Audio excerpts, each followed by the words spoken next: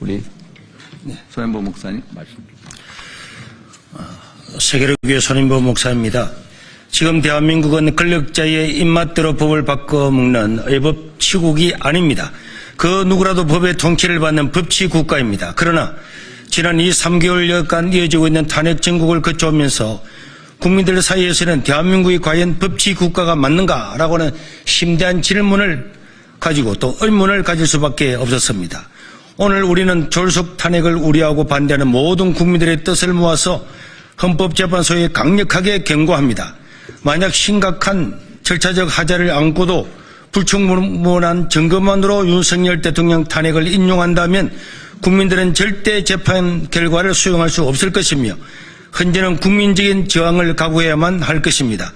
국민의 절반은 내란의 주체가 대통령이 아닌 사법부나 거대 야당 그리고 대통령 취임 전부터 탄핵 집회를 178회나 열었던 극단적인 세력이라고 확신하고 그들의 체제전복 내란에 맞서 강력하게 저항하게 될 것입니다.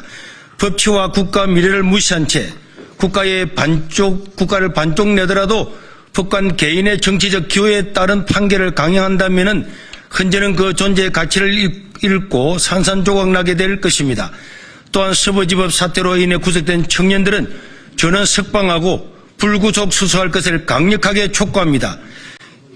이는 누가 보더라도 서울 서부지법이 불법 논란이 있는 영장을 발부했고 그 영장에 의하여 대통령을 체포하고 구속하는 초유의 사태로 인해 우발적으로 일어난 사건으로 그 책임이 온전히 청년들에게 있다고 할 수가 없기 때문입니다.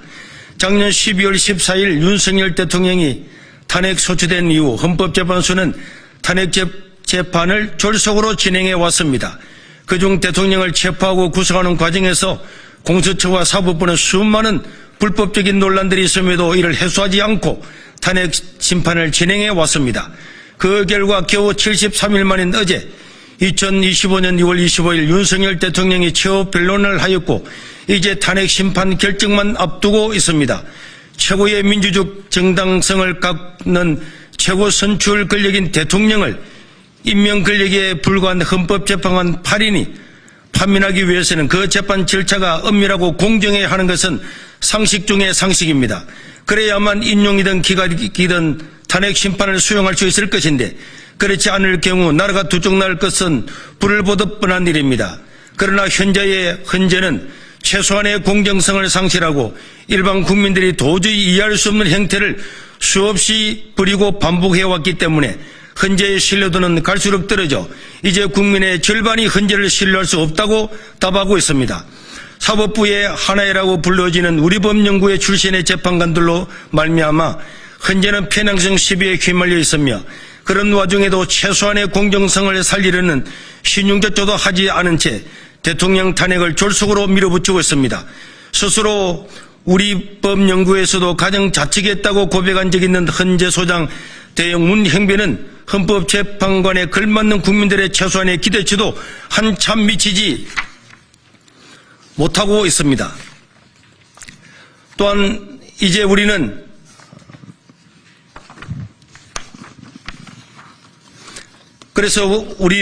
이번 3.1절에 전국민적인 저항을 하는 시초로 삼을 것이고 이제 3.1절에는 광화문과 여의도에서 모든 탄핵을 반대하는 사람이 다 같이 모여서 저항운동의 시초를 가지게 될 것입니다. 우리는 4.19 혁명과 60 항쟁을 보았습니다. 법치주의로 나가지 아니하면은 국민들이 나와서 이런 저항을 하게 될 것임을 미리 말해주고 또 우리는 3.1절 이후에도 대통령의 이 헌재의 판결이 날 때까지 모든 국민들이 집집마다 태극기를 걸고 한가는 의미를 가지고 또 여의도와 광화문에서 토요일마다 대규모 집회를 통해서 국민들의 뜻을 전달하게 될 것이고 헌재는 올바른 생각과 올바른 판단으로 판결해야 될 것입니다. 그렇지 못할 경우에는 앞에서 말한 것처럼 정말 헌법재판소가 사라지는 저항을 맞이하게 될 것을 다시 한번 경고하는 바입니다. 자유민주시민대표 김진홍 목사님 그리고 쉐이브 코리아 대표 손현보 목사 탄핵을 반대하는 전환길 등 국민 일동입니다. 정광훈 목사님은 오전에 병원에 가서 지금 움직이면 안 된다고 하는 판결을 받아서 나오지는 못했지만은 함께하고 있고, 여의도나 강화문이나 사람들의 생각, 사람들의 그런 견해와 혹은 또는